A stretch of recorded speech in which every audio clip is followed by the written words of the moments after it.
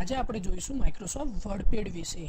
WordPad start કરવા માટે start menu, ત્યારબાદ ઓલ પ્રોગ્રામની અંદર એસેસરી અને એસેસરીની અંદર અહીંયા આપ વર્ડપેડ જોઈ શકો છો. વર્ડપેડનો ઉપયોગ સામાન્ય રીતે ટેક્સ્ટ ડોક્યુમેન્ટ એટલે કે ફાઇલ અથવા કોઈ લેટર પ્રિન્ટ કરવા માટે થતો હોય છે. વર્ડપેડની અંદર તમે સાથે સાથે એની જોડે ચિત્ર પણ મૂકી શકો છો. તેની અંદર ઘણા બધા ઓપ્શન અને મેનુ આવેલા છે. ન્યૂ, સેવ, ઓપન, પેજ, ઈમેલ, એની સાથે હોમ મેનુ અને વ્યૂ મેનુ પણ આવેલું છે. હોમ મેનુની અંદર પેજ, પ્રિન્ટ ડ્રોઈંગ, અલગ ઓપ્શન અને ફંક્શન આવેલા છે, જેને આપણે વન બાય વન સમજીએ.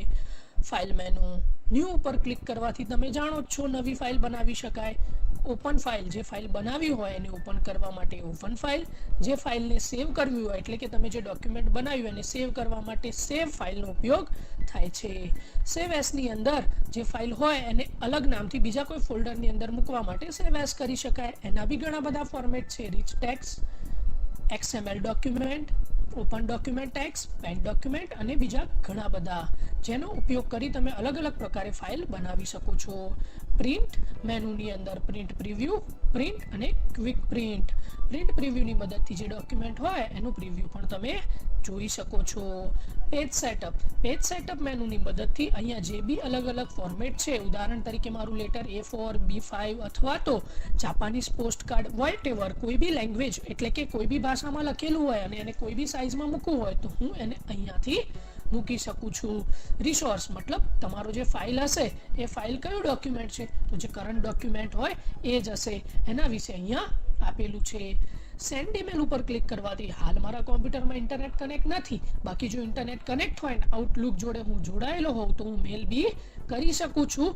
જે તે વ્યક્તિને મારું જે બી ડોક્યુમેન્ટ હોય ડાયરેક્ટ ફોરવર્ડ કરી શકું છું. ત્યારબાદ આપેલું છે અબાઉટ વર્ડપેડ, જેની અંદર હું વર્ડપેડનું કયું વર્ઝન વાપરી રહ્યો છું એની ડિટેલ આપેલી છે. જ્યારે હું ફાઇલ મેનુની અંદરથી એક્ઝિટ ઉપર ક્લિક કરીશ ત્યારે હું વર્ડપેડ મેનુની બહાર નીકળી જઈશ અને જે મેનુ હશે તેને હું જોઈ શકીશ. હવે આપણે સમજીશું હોમ મેનુ વિશે. હોમ મેનુની અંદર ઘણા બધા ફંક્શન છે. કટ, કોપી, પેસ્ટ, જેમ કે ટેક્સ્ટ માટે, ટેક્સ્ટની સ્ટાઇલ માટે અને એના અલગ ઓબ્જેક્ટ માટે. એને સમજવા માટે હું અહીંયા એક ટેક્સ્ટ લખી અને તમને એક પછી એક બધા ફંક્શન સમજાવી રહ્યો છું. જ્યારે મેં એક સિન્ટેક્સ લખી, આઈ એમ અંકિત રામી ફ્રોમ રૂપાલ, હવે હું એને સિલેક્ટ કરી અને એની ઇફેક્ટ બદલી શકું છું. જ્યારે હું કંટ્રોલ A સિલેક્ટ કરું તો બધા ફોન્ટ સિલેક્ટ થશે, અથવા તો હું માઉસનું લેફ્ટ ક્લિક કર્સર પ્રેસ કરીને સિલેક્ટ કરીશ તો બી ફોન્ટને સિલેક્ટ કરી શકું છું. જો હું કોઈ ફોન્ટને સિલેક્ટ કર્યા વગર ટેક્સ્ટની ઇફેક્ટ બદલીશ તો હું એ ઇફેક્ટ આપી શકીશ નહીં. પણ જો ટેક્સ્ટ સિલેક્ટ હશે અને પછી હું ફોન્ટની સ્ટાઇલ બદલીશ તો એ ફોન્ટની ઇફેક્ટ તમે ત્યાં જોઈ શકો છો. અલગ ફોન્ટ જેવી રીતે પણ હું સેટ કરતો જઈશ એ રીતે અહીંયા સેટ થઈ જશે. ફોન્ટની સાઇઝ સિલેક્ટ કરવા માટે એની બાજુમાં જ એક ઓપ્શન આપેલો છે, જ્યાં તમે સિલેક્ટ કરી ફોન્ટની સાઇઝ ઇન્ક્રીઝ ડિક્રીઝ એટલે કે વધારી ઘટાડી શકો છો. જો કોઈ તમે સિલેક્ટેડ કીવર્ડને જ એના ફોન્ટ જ બદલવા માંગતા હોય તો તમે એને સિલેક્ટ કરીને પણ એની અંદર અલગ સ્ટાઇલ આપી એ ફોન્ટને બદલી શકો છો. ઉદાહરણ તરીકે એમ એન્ડ રામી, બે કીવર્ડના ફોન્ટ અહીંયા અલગ રીતે આપેલા છે. જ્યારે હું મારું વાક્ય હશે એને હું સિલેક્ટ કરી અને બોલ્ડ ઉપર ક્લિક કરીશ તો જે બી સ્ટાઇલ હશે એની અંદર મારા ફોન્ટ બોલ્ડ સ્ટાઇલ એટલે કે જાડા થઈ જશે. જ્યારે હું ફોન્ટને સિલેક્ટ કરીશ અને ઇટાલિક સ્ટાઇલ ઉપર ક્લિક કરીશ ત્યારે ફોન્ટ ત્રાંસા દેખાવા લાગશે. જ્યારે બી હું મારા ફોન્ટને સિલેક્ટ કરી ફરી ઇટાલિક ઉપર ક્લિક કરું છું તો એ રેગ્યુલર ફોર્મેટમાં આવી જાય છે. જ્યારે ફરીથી હું બધા ટેક્સ્ટ અથવા તો કોઈ સિલેક્ટેડ શબ્દને સિલેક્ટ કરી અંડરલાઇનનો ઉપયોગ કરીશ, તમે અહીંયા જોઈ શકો છો એ જે કીવર્ડ હતો અંકિત એની નીચે એક લાઈન આવી ગઈ. ત્યારબાદ બે ઓપ્શન છે, એ બિગ એન્ડ એ સ્મોલ, જેનો મતલબ છે ફોન્ટ ઇન્ક્રીઝ અને ફોન્ટ ડિક્રીઝ, જેના ઉપર હું ક્લિક કરી ફોન્ટની સાઇઝ વધારી અને ઘટાડી શકું છું. એના બાદ ઘણા બધા ફંક્શન આપેલા છે જેને આપણે સમજીએ. પહેલું ફંક્શન છે સ્ટાઇકર ટેગ. સ્ટાઇકરનો મતલબ છે લખાણ ઉપર જે લખ્યું હોય એની ઉપર લાઈન લાવી. તમે મોલ અથવા શોપિંગમાં જ્યાં હશો તો ત્યાં તમે જોયું જ હશે, જે MRP હોય એના ઉપર લાઈન લખી હોય અને બાજુમાં ઓફર પ્રાઇસ લખેલી હોય. તમે અહીંયા જોઈ શકો છો. એવી જ રીતે અહીંયા પણ તમે ઇફેક્ટ આપી શકો છો. નાઉ નેક્સ્ટ ફંક્શન છે સબસ્ક્રિપ્ટ અને સુપરસ્ક્રિપ્ટ. સબસ્ક્રિપ્ટ અને સુપરસ્ક્રિપ્ટનો ઉપયોગ સાયન્ટિફિક અથવા તો મેથેમેટિકલ કેલ્ક્યુલેશન જેવા ફોન્ટ અથવા તો જેવા સૂત્રો હોય એને લખવા માટે થતો હોય છે. હું તમને અહીંયા પાણીના અણુસૂત્રથી તમને સમજાવી રહ્યો છું. ઉદાહરણ તરીકે H2O. જ્યારે H2O લખીએ તો O ઉપર અથવા નીચે સેટ કરવા માટે અલગ અલગ ફંક્શન છે. હું અહીંયા તમને ઉદાહરણથી સમજાવું. જ્યારે હું સબસ્ક્રિપ્ટ સિલેક્ટ કરીશ, તમે અહીંયા જોઈ શકો છો, જ્યારે મેં સબસ્ક્રિપ્ટ સિલેક્ટ કર્યું તો જે લખાણ હતું એ 2 નીચે આવી ગયું, પરંતુ જ્યારે હું સુપરસ્ક્રિપ્ટ સિલેક્ટ કરીશ તો જે બી લખાણ લખ્યું હશે એ શબ્દ ઉપર જતો રહેશે. આની અંદર બીજા ટૂલ્સની મદદથી હું તમને ફોન્ટ ચેન્જ કરીને સમજાવું જેનાથી તમને વધારે ખ્યાલ આવે. તમે અહીંયા જોઈ શકો છો, મેં ફોન્ટ ચેન્જ કર્યા તો અહીંયા તમને દેખાઈ રહ્યું છે. એના પછી છે હાઇલાઇટર ટૂલ. હાઇલાઇટર ટૂલનો ઉપયોગ કરવા માટે તમારે ફર્સ્ટ ઓફ ઓલ જે બી લાઈનને હાઇલાઇટ અથવા જે બી શબ્દને હાઇલાઇટ કરવો હોય એને સિલેક્ટ કરવાનો રહેશે. ત્યારબાદ હાઇલાઇટર ટૂલની મદદથી તમે એને હાઇલાઇટ કરી શકો છો. હાઇલાઇટ કર્યા બાદ અહીંયા તમે એની ઇફેક્ટ પણ જોઈ શકો છો. હાઇલાઇટનો ઉપયોગ વધારે પડતા પેરેગ્રાફની અંદર જે બી તમારો ઇમ્પોર્ટેડ લાઈન અથવા શબ્દ હોય એને સિલેક્ટ કરવા માટે થતો હોય છે. ફરીથી હું જ્યારે એને નીકાળવા માંગુ ત્યારે એ શબ્દને સિલેક્ટ કરી નો કલર ઉપર ક્લિક કરી અને એને નીકાળી શકું છું. તમે અહીંયા એની સાથે સાથે જોઈ શકો છો કે એના અક્ષર તો એની હાઇલાઇટ તો થઈ ગયું, પણ એનો જો કલર બદલવો હોય તો અહીંયા કલર બદલવા માટે પણ ટેક્સ્ટ કલર ઓપ્શન આપેલો છે, જેની અંદર ઘણા બધા કલર આપેલા છે. તમારે જો એનાથી બી વધારે કલર જોઈતા હોય તો મોર કલર ઓપ્શન સિલેક્ટ કરી શકો છો. મોર કલર ઓપ્શન સિલેક્ટ કર્યા બાદ ડિફાઇન કસ્ટમ કલરની અંદર તમને ઘણા બધા કલર જોઈ શકો છો અને અહીંયાથી કલર સિલેક્ટ કરીને એની ઇફેક્ટ આપી શકો છો. ત્યારબાદ હવે આપણે સમજીએ ફોન્ટની જે ટેક્સ્ટ હતી એની અલાઇનમેન્ટ વિશે અને એને સેટ કઈ રીતે કરી શકાય. અહીંયા હું અંકિત કીવર્ડ લખું છું અને એનો જે કલર હતો એને ઓટોમેટિક એટલે કે બ્લેક સિલેક્ટ કરું છું. નોર્મલી 3 અલાઇન હોય છે, લેફ્ટ, સેન્ટર, રાઈટ. લેફ્ટ સાઈડનો મતલબ છે લેફ્ટ સાઈડથી સ્ટાર્ટ કરવું, રાઈટ અલાઇનનો મતલબ છે રાઈટ સાઈડથી સ્ટાર્ટ કરવું અને સેન્ટર અલાઇનનો મતલબ છે ટાઇટલ અથવા જે બી ડેટા હોય એને સેન્ટરલી સિલેક્ટ કરવા. એના પછી છે જસ્ટિફાઈડ અલાઇનમેન્ટ. જસ્ટિફાઈડ અલાઇનમેન્ટ સમજવા માટે હું અહીંયા એક પેરેગ્રાફ લખી રહ્યો છું અને એના આધારે તમને જસ્ટિફાઈડ અલાઇનમેન્ટ સમજાવી રહ્યો છું. ઉદાહરણ તરીકે હું વ્યૂ મેનુની અંદર તો ગયો અને પછી ત્યાં અલગ અલગ ઓપ્શન ને મારા જે રૂલર બાર હતા એને મેં જોઈ લીધા. એની અંદર તો કોઈ ઇશ્યુ નથી. હવે હું એક પેરેગ્રાફ માટે કોઈ ટેક્સ શોધી રહ્યો છું, પરંતુ હું અહીંયા કોઈ ટેક્સ નથી મારી જોડે, એટલા માટે હું એ ટેક્સ જાતે જ સિલેક્ટ કરી અને લખી રહ્યો છું. અહીંયા I am Ankit, I am developer, I am from Gandhinagar. એવી રીતે મેં ટેક્સ લખેલી છે. I am etc મતલબ અહીંયા એમની જ મેં થોડીક ડિટેલ અને ટેક્સ લખી છે. હવે હું તમને જસ્ટિફાઈડ અલાઇન સમજાવીશ. હું મારા ફોન્ટને જ્યારે સિલેક્ટ કરું છું ત્યારે હું જસ્ટિફાઈડ અલાઇન સિલેક્ટ કરું છું. જસ્ટિફાઈડનો મતલબ છે જે બી પેરેગ્રાફ હોય એની શરૂઆત બી એક લાઇનમાં અને એનો અંત એટલે કે એ પતે એ બી એક જ લાઇનમાં હોય. ઉદાહરણ તરીકે ન્યૂઝપેપરની અંદર આવતી કોલમ્સ તેને તમે જોઈ શકો છો, એનું ફોર્મેટ એક જ ફોર્મેટમાં હશે. સ્ટાર્ટિંગ એન્ડ એન્ડિંગ લાઇન બંને સેમ હોવી. એના પછી છે પેરેગ્રાફ ફિનિશિંગ બટન. મતલબ જ્યારે બી પેરેગ્રાફ આપો અથવા એન્ટર આપો અથવા પેરેગ્રાફ ડન થાય ત્યારે એને સિલેક્ટ કરી અથવા એનું ફોર્મેટ સિલેક્ટ કરવા અથવા એને સેટ કરવા માટે પેરેગ્રાફ ફંક્શનનો ઉપયોગ કરી શકાય છે. અહીંયા તમે જોઈ શકો છો હું જે અલાઇન છે એને કોઈ ટેક્સ્ટની અંદર અથવા તો એને પ્રોપર અલાઇનમેન્ટ આપવા લેફ્ટ અને રાઈટનો ઉપયોગ કરી શકું છું, જેનાથી એક એક સ્ટેપ જે ટેક્સ્ટ હશે અંદર અને એક એક સ્ટેપ બહાર સેટ કરી શકાય છે, પણ જસ્ટિફાઈડ અલાઇન હોવાથી ઓટોમેટિક સેટ કરી રહ્યું છે. જ્યારે હું લેફ્ટ અથવા રાઈટ અલાઇન સિલેક્ટ કરું તો તમે અહીંયા એની ઇફેક્ટ જોઈ શકો છો. હવે આપણે સમજીએ બુલેટ વિશે.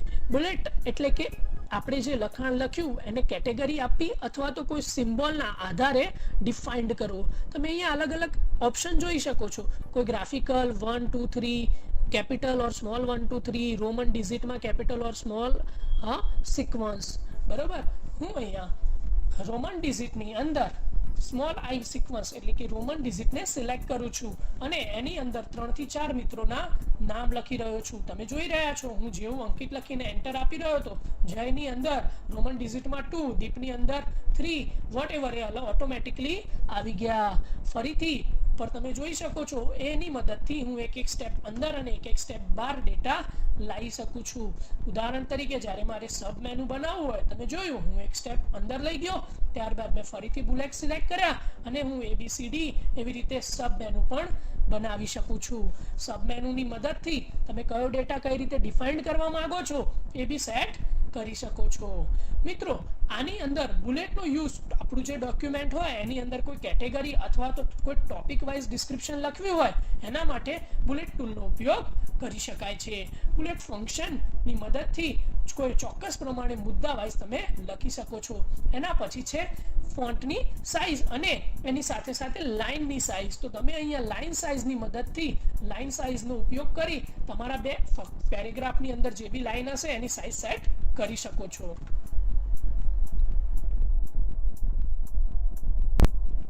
મિત્રો, હવે આપણે સમજીએ પિક્ચર મેનુ વિશે. પિક્ચર મેનુનો ઉપયોગ કરી હું મારું જે બી ડોક્યુમેન્ટ હશે એની અંદર ફોટો એટલે કે પિક્ચર લાવી શકું છું. પિક્ચર લાવવા માટે હું પિક્ચર મેનુ ઉપર ક્લિક કરી રહ્યો છું. ત્યારબાદ મારી હાર્ડ ડિસ્કમાં એટલે કે મારી ડ્રાઈવની અંદર જ્યાં બી ફોટો હશે હું એને સિલેક્ટ કર્યા પછી એ ફોટો મારા ડોક્યુમેન્ટેશનની અંદર લાવી શકું છું. જ્યારે હું ફોટોને સિલેક્ટ કરું છું તમે અહીંયા અલગ અલગ ડોટ્સ જોઈ શકો છો, જેની મદદથી હું મારા ફોટોઝને એટલે કે પિક્ચરને નાનું મોટું કરી શકું છું અને હું એને બી લેફ્ટ સેન્ટર રાઈટ અલાઇનમેન્ટ આપી શકું છું. ત્યારબાદ પેઇન્ટ ડ્રોઈંગ એનો ઉપયોગ કરી હું અહીંયા તમે જોઈ શકો છો એક અલગ જ સોફ્ટવેર ઓપન થઈ ગયું MS પેઇન્ટ. એની અંદર હું જે બી ડ્રોઈંગ કરીશ એ ફોટો અથવા તો એ ડિઝાઇન ત્યાં ઓટોમેટિકલી શો થશે. આને હું થર્ડ પાર્ટી ઓબ્જેક્ટ એટલે કે ઇન્સર્ટ ઓબ્જેક્ટ ફંક્શન પણ કહી શકું છું. ઇન્સર્ટ ઓબ્જેક્ટનો મતલબ બીજા કોઈ સોફ્ટવેરનું જે ફાઇલ અથવા જે ડેટા હોય એને બીજા કોઈ સોફ્ટવેરની અંદર મૂકવો. હું જ્યારે ઇન્સર્ટ ઓબ્જેક્ટ ઉપર ક્લિક કરું છું અને ત્યારબાદ એક્સેલ ફાઇલની અંદર કોઈ ચાર્ટને સિલેક્ટ કરીશ અને તમે અહીંયા જોઈ શકો છો એક્સેલ ફાઇલની અંદર જે કોઈ ચાર્ટ હતો માઇક્રોસોફ્ટ એક્સેલ ઓપન થઈ ગયું અને એની ફાઇલના ડેટા અહીંયા આવી ગયા. જ્યારે હું એને એડિટ કરવા જાઉં છું તો બી તમે જોઈ શકો છો જે બી ડાયાગ્રામ હશે એ ડાયાગ્રામ એટલે કે ચાર્ટ અહીંયા આવી ગયો. હું જ્યારે એને સિલેક્ટ કરીશ અને ડિલીટ બટન પ્રેસ કરીશ તો એને ડિલીટ પણ કરી શકું છું. ત્યારબાદ જ્યારે હું ડેટ એન્ડ ટાઈમ ઉપર ક્લિક કરીશ તમે અહીંયા ડેટ એન્ડ ટાઈમના અલગ અલગ ફોર્મેટ જોઈ શકો છો. Date month year, month date year, time only, time with AM PM અલગ અલગ. જે બી ફંક્શન અથવા જે બી ટાઈપને હું સિલેક્ટ કરી ઓકે આપીશ એ ટાઈપની ડેટનું ફોર્મેટ અહીંયા આવી જશે. ત્યારબાદ હવે આપણે સમજીએ ફાઇન્ડ, રિપ્લેસ અને સિલેક્ટ ઓલ. જેવું હું મારું કર્સર સિલેક્ટ ઓલ ઉપર હોવર કરું છું તમે અહીંયા જોઈ શકો છો કંટ્રોલ A એનો મતલબ બધું જ સિલેક્ટ કરવું. ફાઇન્ડ અને રિપ્લેસ. ફાઇન્ડ કીવર્ડનો મતલબ છે મારે કોઈક વસ્તુ શોધવી હોય એના માટે હું ફાઇન્ડ કીવર્ડનો ઉપયોગ કરી શકું છું. ઉદાહરણ તરીકે હું અહીંયા અંકિત લખી અને ફાઇન્ડ નેક્સ્ટ ઉપર ક્લિક કરું છું તો જેટલી બી વખત અંકિત એક વખત મળ્યું, અંકિત બીજી વખત મળ્યું, અંકિત ત્રીજી વખત મળ્યું, અંકિત ચોથી વખત મળ્યું, આવી રીતે હું એને સર્ચ કરી શકું છું. અહીંયા વર્ડ ઓનલી અને મેચ કેસ હું સિલેક્ટ કરી અને ફાઇન્ડ કરું છું. તમે જોઈ શકો છો હાલ નીચેની અંદર તો મતલબ અંકિત નીચે તો કોઈ ડેટા નથી. હું ફરીથી મારું જે પોઇન્ટર છે કર્સર છે એને સ્ટાર્ટિંગમાં રાખું છું, મેચ કેસ સિલેક્ટ કરું છું અને અંકિત સિલેક્ટ કરું છું. તમે જોઈ શકો છો કેપિટલ AN વાળું અંકિત આવ્યું નથી, મતલબ કેપિટલ તો કેપિટલ, સ્મોલ તો સ્મોલ, એવી રીતે જો અંકિત લખેલું હશે એ જ આવશે. એના માટે હું મેચ કેસ જેવા ફિલ્ટરનો પણ ઉપયોગ કરી શકું છું. એવી જ રીતે અહીંયા આપેલું છે રિપ્લેસ ફંક્શન. રિપ્લેસની મદદથી હું પહેલાં તો જ્યારે બી તમે ફોન્ટ અને ફાઇન્ડ અને રિપ્લેસનો ઉપયોગ કરો ત્યારે સૌપ્રથમ તમારે તમારું જે બી કર્સર હોય એને સ્ટાર્ટિંગ પોઈન્ટ ઉપર મૂકી દેવાનું, એટલે કે તમારું ડોક્યુમેન્ટ સ્ટાર્ટ થાય ત્યાંથી એ શોધવાનું અથવા તો રિપ્લેસ કરવાનું શરૂ કરશે. રિપ્લેસ ફંક્શનની અંદર જ્યાં જ્યાં અંકિત લખેલું છે ત્યાં ત્યાં હું ડીપ અથવા તો મિથ કરીને ડેટાને ચેન્જ કરવા માંગુ છું. હું અહીંયા રિપ્લેસ વિથ અંકિતની જગ્યાએ દીપને સિલેક્ટ કરું છું, મેચ કેસને નીકાળી રહ્યો છું. એક ફાઇન્ડ નેક્સ્ટ ઉપર ક્લિક કરીશ અને એક વખત જ્યારે મને અંકિતની જગ્યાએ અંકિત મળ્યો ત્યારે હું રિપ્લેસ કરીશ. તમે અહીંયા જોઈ શકો છો દીપ આવી ગયું અને ઓટોમેટિક નેક્સ્ટ પોઝિશન આવી ગઈ. પણ મારા ડોક્યુમેન્ટની અંદર જેટલી બી જગ્યાએ અંકિત લખ્યું છે બધી જગ્યાએ મારે દીપ કરવું છે તો હું રિપ્લેસ ઓલ ઉપર ક્લિક કરીશ. જ્યારે હું રિપ્લેસ ઓલ ઉપર ક્લિક કરીશ તમે જોઈ શકો છો આખા જ ડોક્યુમેન્ટની અંદર જ્યાં જ્યાં મેં અંકિત લખ્યું હતું ત્યાં ત્યાં એ બધી જગ્યાએ એને દીપ સેટ કરી દીધું છે. હવે આપણે સમજીએ વ્યૂ મેનુ. વ્યૂ મેનુની અંદર ઝૂમ ઇન અને ઝૂમ આઉટ બટન આપેલા છે, જેનાથી એક એક સ્ટેપ ઝૂમ ઇન અને ઝૂમ આઉટ કરી શકો છો. જો તમે વધારે ઝૂમ કર્યું હોય તો 100% થી 100% સ્ક્રીનમાં પણ એને સેટ કરી શકો છો. ત્યારબાદ આપેલું છે રૂલર. જ્યારે હું રૂલર બારને ઇનેબલ કરીશ તો તમે અહીંયા રૂલર બાર જોઈ શકો છો. જ્યારે હું એને ડિસેબલ કરું તો અહીંયાથી રૂલર બાર નીકળી જશે. ત્યાર પછી છે સ્ટેટસ બાર. જ્યારે સ્ટેટસ બાર ઇનેબલ હોય તમે નીચે અહીંયા સ્ટેટસ બાર જોઈ શકો છો, જેની અંદર હું એની size zoom in zoom out બી કરી શકું છું. જ્યારે હું સ્ટેટસ બાર રિમૂવ કરીશ નીચેથી સ્ટેટસ બાર નીકળી જશે. ત્યાર પછી અહીંયા આપેલું છે વર્ડ મેપ. વર્ડ મેપની અંદર નો રેપ મતલબ તમે કોઈ ડોક્યુમેન્ટ અથવા કોઈ પેપરની સાઇઝની નોર્મલ જ એક નોટપેડની જેમ લખવા માંગી રહ્યા છો. વર્ડ મેપ ટુ વિન્ડો એટલે કે જે બી વિન્ડોઝની સાઇઝ હોય એ પ્રમાણે ડેટા સેટ કરવા. અને વર્ડ મેપ ટુ રૂલર એટલે રૂલર બારની અંદર જે રૂલ્સ હોય રેગ્યુલેશન હોય એ પ્રમાણે તમારે ટેક્સ્ટને સેટ કરવી. મેજરમેન્ટ યુનિટ તમારું જે બી મેજરમેન્ટ હોય એને ઇંચ સેન્ટીમીટર પોઈન્ટ પિક્સલમાં કન્વર્ટ અથવા ચેક કરી શકો છો. જેવી રીતે હું મેજરમેન્ટ સિલેક્ટ કરીશ તમે અહીંયા રૂલર બારમાં એની ઇફેક્ટ જોઈ શકો છો. જ્યારે હવે આ ફાઇલ મારે સેવ કરવી છે ત્યારે હું ફાઇલ મેનુ ઉપર જઈશ, સેવ બટન ઉપર ક્લિક કરીશ. સેવ કરવા માટે મારે આ ફાઇલ જે બી જગ્યાએ સેવ કરવી હોય ઉદાહરણ તરીકે ડેસ્કટોપ પર તો હું ડેસ્કટોપ પર સિલેક્ટ કરીશ. તમે અહીંયા ઘણા બધા ફોર્મેટ જોઈ શકો છો જે ફોર્મેટ તમને સેવ એસ બટન વખતે પણ દેખ્યા હતા. RTF એટલે કે રિચ ટેક્સ્ટ ફોર્મેટ, જે ફોર્મેટ વર્ડપેડનું છે. હું આ ફાઇલને અંકિત ડેટા નામ લખી અને સેવ કરવા માંગુ છું. જ્યારે હું ફાઇલને સેવ કરીશ અને અહીંયાથી હું વર્ડપેડને ક્લોઝ કરીશ ડેસ્કટોપ ઉપર તમે એને જોઈ શકો છો વર્ડપેડની અંદર એ ફાઇલ ઓપન થઈ ગઈ. મતલબ આવી રીતે તમે એ ડેટાને સેવ કરી તથા સાચવી પણ શકો છો. મિત્રો આ હતું વર્ડપેડ. તમને આ કેવું લાગ્યું તમે મને કમેન્ટમાં જણાવી શકો છો. જો આની અંદર તમારે કોઈ પ્રશ્ન હોય તો બી તમે મને કમેન્ટ અથવા તો મારી જે બી ડિટેલ છે એ ડિસ્ક્રિપ્શનમાં આપેલી છે તમે ત્યાંથી મને કોન્ટેક્ટ કરી શકો છો. Thank you very much.